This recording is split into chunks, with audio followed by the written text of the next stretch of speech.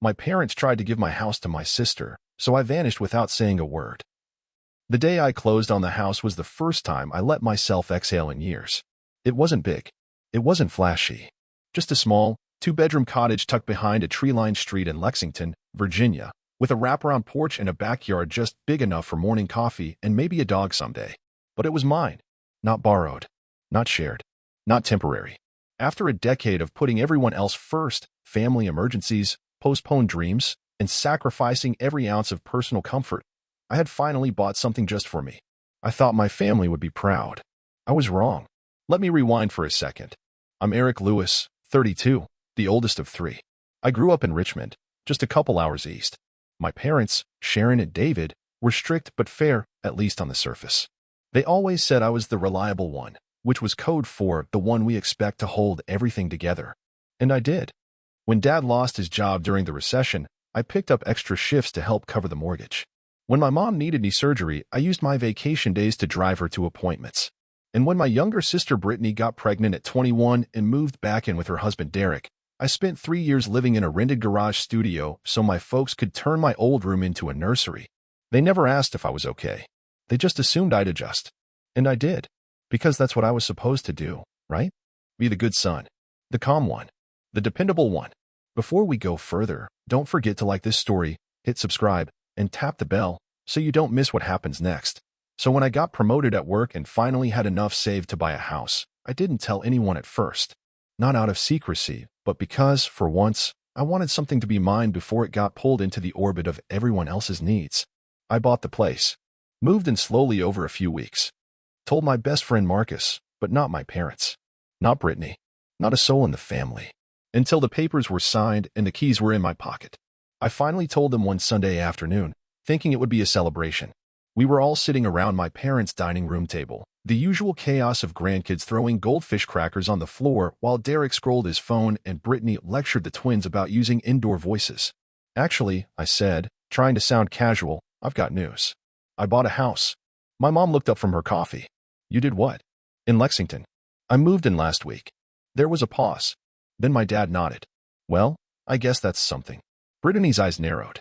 Wait, you bought a house? Yeah, two-bedroom cottage just outside town. She blinked. Where exactly? I gave the street name. And I swear, the room froze. Derek looked up from his phone. No way. That's where your parents said we'd be living. I laughed, thinking he was joking. What? They said you were helping us get a place. Said the house was ready. My mom cleared her throat. Well, we might have assumed you were buying it with your sister in mind. My stomach dropped. You what? She waved a hand like I was being dramatic. We've been trying to get Brittany and the kids out of our house for months. And you always said family comes first. Dad chimed in. It just made sense. They need space. You don't have kids. I blinked. You mean, you told them they could move into my house? Nobody answered. Brittany folded her arms. I'm sorry, but we've been waiting for months thinking we had a place to go. Mom said you were just finalizing paperwork. I stared at her. You seriously believed I bought a house and didn't mention it because I was saving it for you? She shrugged. Well, yeah, you're not exactly impulsive. That was the moment it shifted. That quiet, irreversible moment where something inside me cracked. Because I wasn't just being misunderstood. I was being used. And worse, they didn't even feel bad about it. Later that night, my mom called. You really blindsided us today, Eric. That wasn't fair. I almost laughed. You blindsided me. I just thought, after all we've done for you, I cut her off. You mean all I've done for you? She went quiet. I'm not angry, I said. I'm just done. That night, I sat on the floor of my new house, surrounded by unpacked boxes, and stared at the walls in silence. Not sad. Not confused. Just done. They hadn't asked. They hadn't even tried. They assumed I would fold, like I always did. But this time, I wouldn't. The fallout came faster than I expected.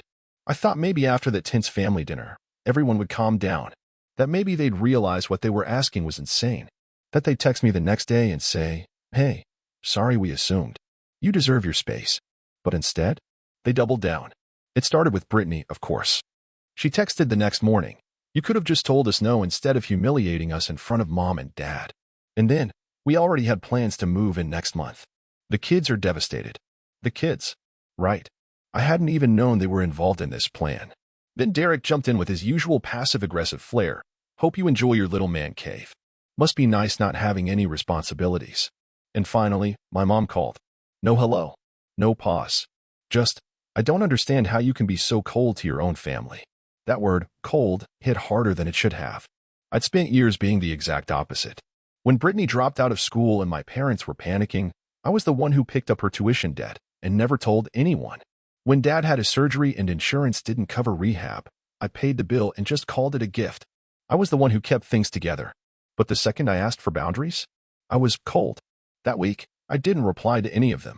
Not out of spite, but because I didn't have the energy to explain to people who had already made up their minds about me. Instead, I worked. I unpacked boxes. I learned how to use my weird old-fashioned stove. I hung photos on the wall, picked out new rugs, even bought a bird feeder for the porch. And I started making friends quietly. There was this couple next door, Jessica and Tyler Grant, who ran a small landscaping business and had 2 overly enthusiastic golden retrievers. We bonded over a shared hatred of HOE newsletters and our mutual addiction to late-night cinnamon rolls from the gas station down the street. I even met a few people in a local community group called Lexington Neighborhood Circle, which felt way less fake than Facebook or the garbage energy of Brittany's parenting threads.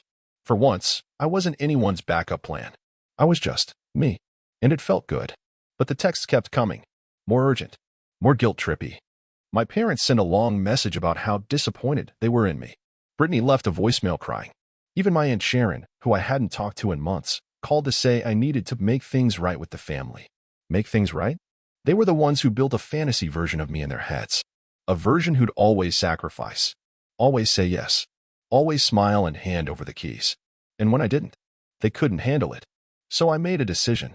I didn't announce it. I didn't draft some dramatic social media post or send a goodbye group text. I just stopped responding. I set my phone to do not disturb, turned off location sharing, deleted the shared family calendar, changed my locks, even though no one had a key, at least I thought they didn't. And then, I left for the weekend. I packed a bag, got in my truck, and drove north into the Blue Ridge Mountains. Stayed in a little Airbnb cabin with no cell signal and a fireplace that barely worked. I hiked. I read.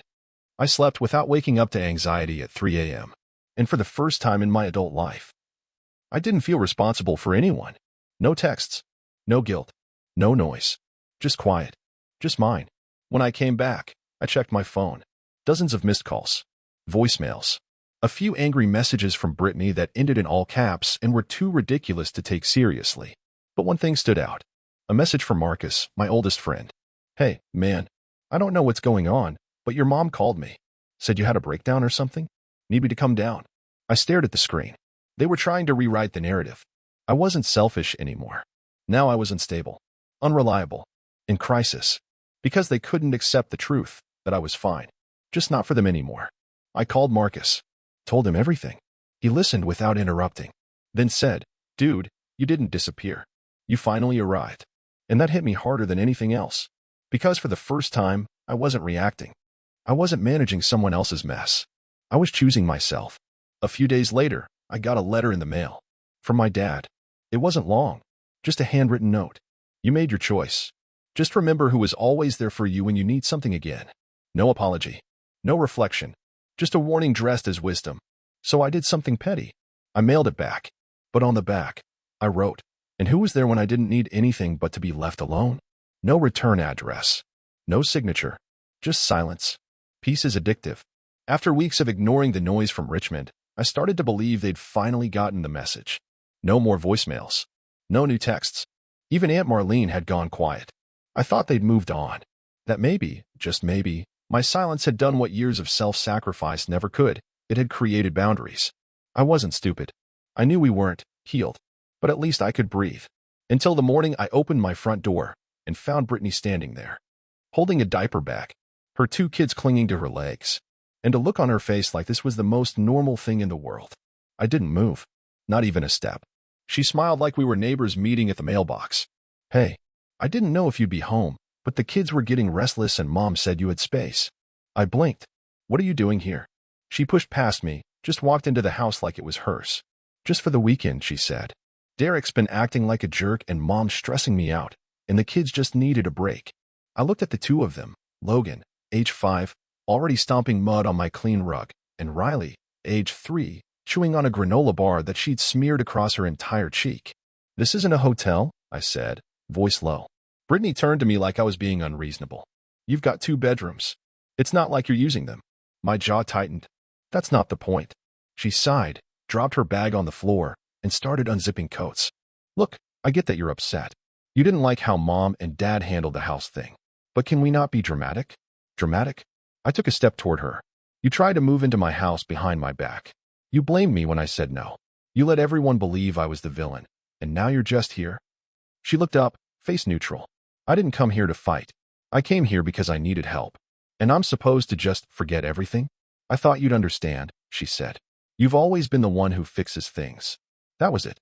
Right there. That line. You've always been the one who fixes things. Not "thank you." Not "I'm sorry." Not "I shouldn't have assumed you'd give up your life for mine." Just another expectation. Another reach for the rope she thought I'd always throw. I walked over, picked up her bag, and set it back at her feet. "You need to go." Her mouth dropped open. "What? You're not staying here. Not for the weekend. Not for a night. You didn't call. You didn't ask. You just showed up." "The kids are already here," she snapped. "You'd turn us away?" "Brittany," I said slowly, "this is my home. Not Mom's. Not Dad's. And it sure as hell isn't yours." Riley started crying. Logan stomped louder. "And Brittany?" She exploded. "You're heartless. You know that? You act like the stoic, enlightened guy, but you're just a coward who runs away when people actually need you." I stayed calm. "I ran away," I said, "because staying meant dying by inches." She looked stunned. "You're the one who made it this way. Not me." Then she did what people like her always do when their tantrum doesn't work. She went low. "You live here all alone. You're going to die alone." I didn't blink. Better alone than surrounded by people who only love me when I'm useful. She grabbed her kids, huffed something under her breath, and stormed out. Didn't even buckle Riley in for 5 minutes. Just threw everything in the back seat, slammed the door, and peeled out of my driveway like a teenager who just got grounded. I stood on the porch for a long time after she left, watching the trees sway, listening to the silence return. Later that night, Marcus called. "You okay?" he asked. She showed up with the kids. "Seriously?" "Yep. Just walked right in like nothing happened." "What did you do?" I told her to leave. There was a pause on the line. Then, "About damn time." But the part that stayed with me, what haunted me even more than the intrusion, was that moment where she expected me to fold. It wasn't a question in her mind. She knew I'd say yes. Because I always had. And when I didn't, she had no script. A week passed. No word from my parents. No follow-up from Brittany.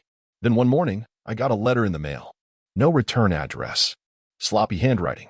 No stamp, just left directly in my mailbox. It was from my mom. Inside, 2 pages of handwritten disappointment.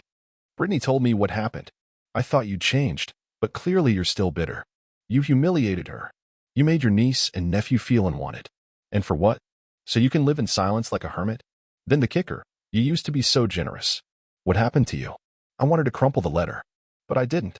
I folded it neatly, put it in my file cabinet under a folder I labeled emotional clutter, and shut the drawer. And for the first time in a long time, I didn't carry the guilt. I just moved on. Because here's the truth.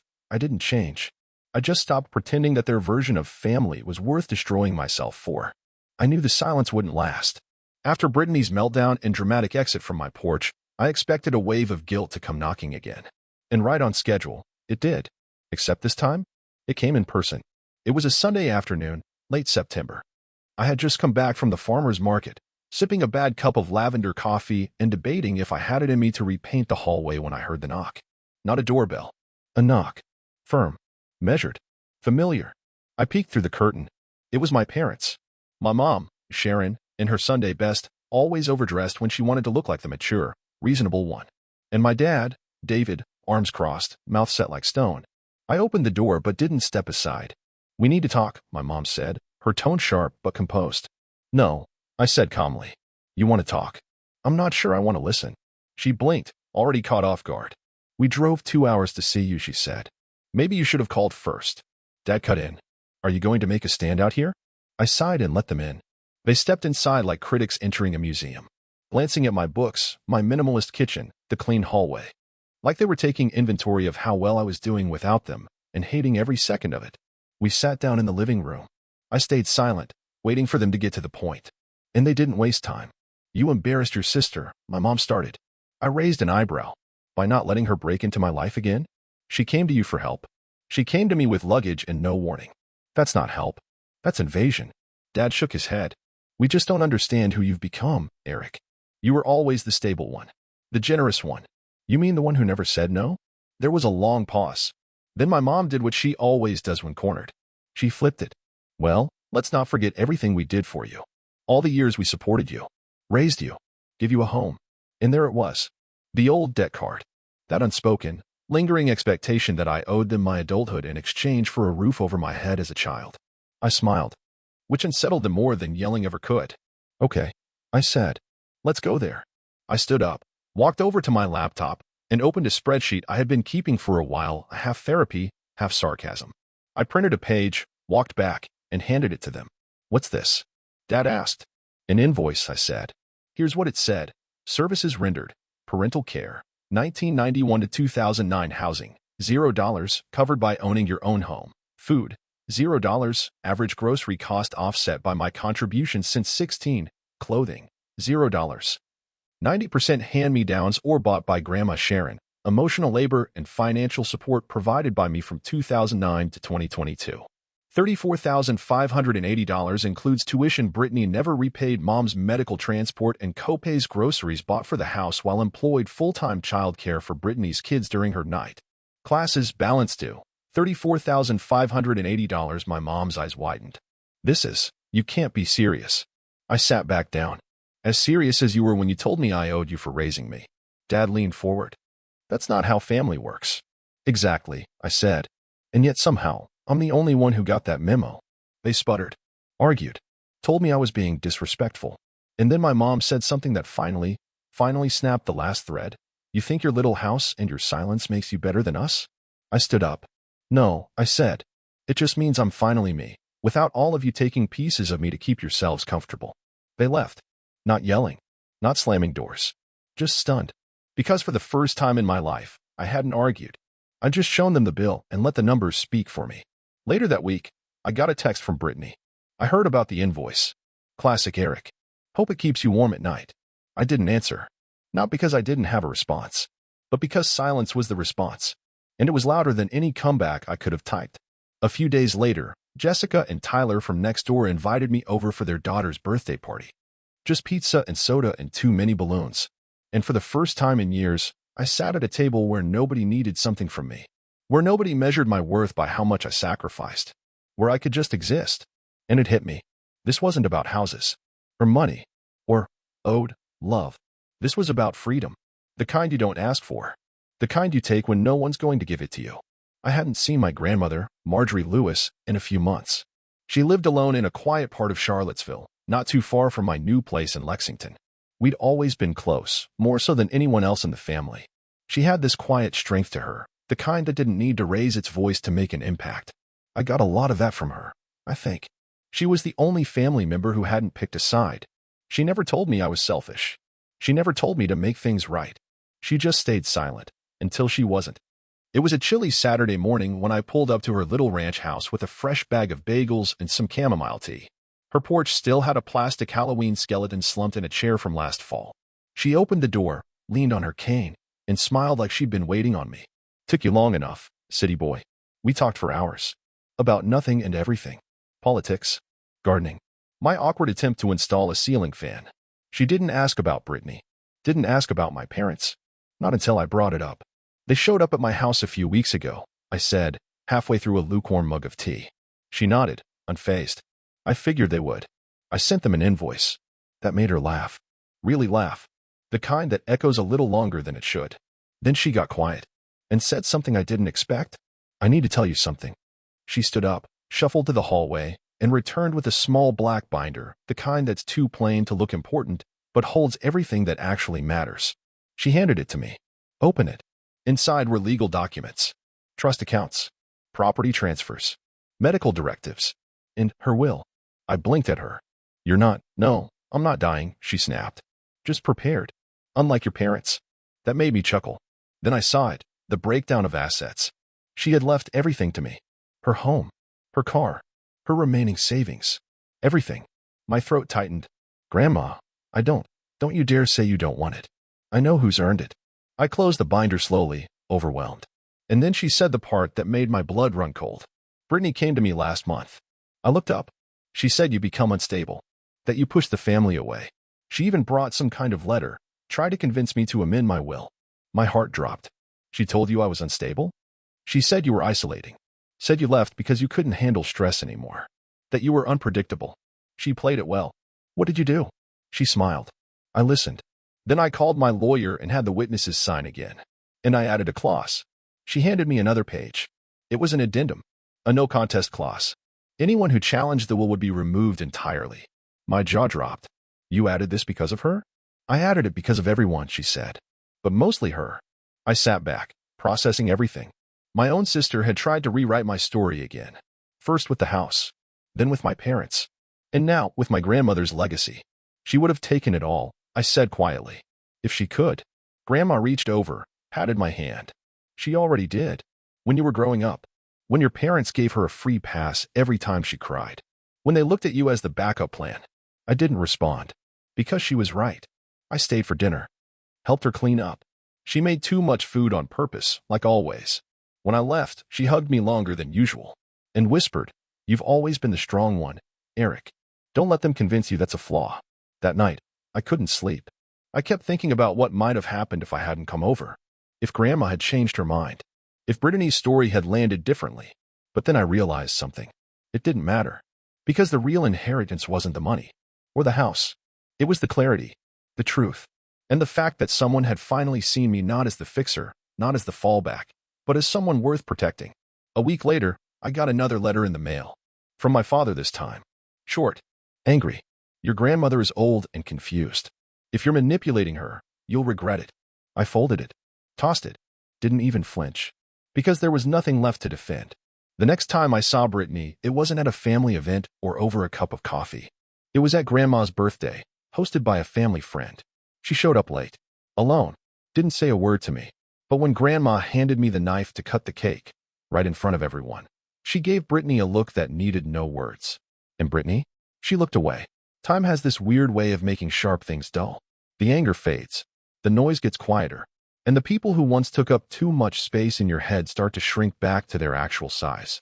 It's been almost 4 years since I bought the house. Since I drew the line. Since I chose peace. And for a while now, that peace has been real. No texts from Brittany. No drive-by guilt from my parents. No more waiting for the next blow to fall. I never blocked them. I didn't have to. They just stopped trying. Or so I thought. It was a Wednesday morning. Normal enough. I was on the back porch drinking my usual too-strong coffee, watching the wind push leaves across the grass, when my phone buzzed with a voicemail alert. No caller ID. I almost ignored it. But something told me to check. It was my mom's voice. Older. Tired. Lacking the usual syrupy guilt tone I'd grown up resenting. Eric. I know it's been a long time. Your father and we've had a bit of a situation. He's not well. The treatments are expensive. We sold the house, but the condo we thought we'd move into fell through. I guess what I'm saying is, if you could spare some space for us, just for a little while, it would mean a lot. Pause. We miss you. And we know you didn't deserve what happened. We just didn't know how to say it. Please call me. I didn't. Not right away. Not even that week. Instead, I sat with it. Because what do you do when the people who hurt you finally come back? Not with anger, but with need. For days I let it hang in the air like smoke. Their words. Their tone. And underneath it all, that same expectation. Not as loud as before. Not as entitled. But still there. Help us. Save us. Be the good son again. Only now. I wasn't that person anymore. I called Grandma. She was still sharp as ever, now 84 and living like a queen in her small assisted living apartment with more books than furniture. When I told her about the voicemail, she sighed. I was wondering when they'd crawl back. I chuckled. You're not surprised? Of course not. The takers always come back when they run out of places to take from. I was quiet for a second. Am I a bad person for not calling back? She was even quieter. Then, you're not bad. You're free. That stayed with me. Because I'd always been afraid that not forgiving would turn me bitter. That silence meant I was stuck. But the truth? Silence is peace when it comes from letting go, not holding on. I didn't call them back. But I didn't delete the voicemail either. I just let it sit there. Unread. Unanswered. Like a final bookmark in a story I no longer needed to reread. Brittany texted me a few months later. Short. Awkward. Hey, don't know if you heard, but Dad's sick. Mom's not handling it well. They're staying with Derek and me, but it's cramped. Let me know if you're around. No, hello. No, I'm sorry. Just another reach. Another door, check to see if it was still open. It wasn't. The truth is, I'd built a life I actually liked. One that didn't revolve around fixing people.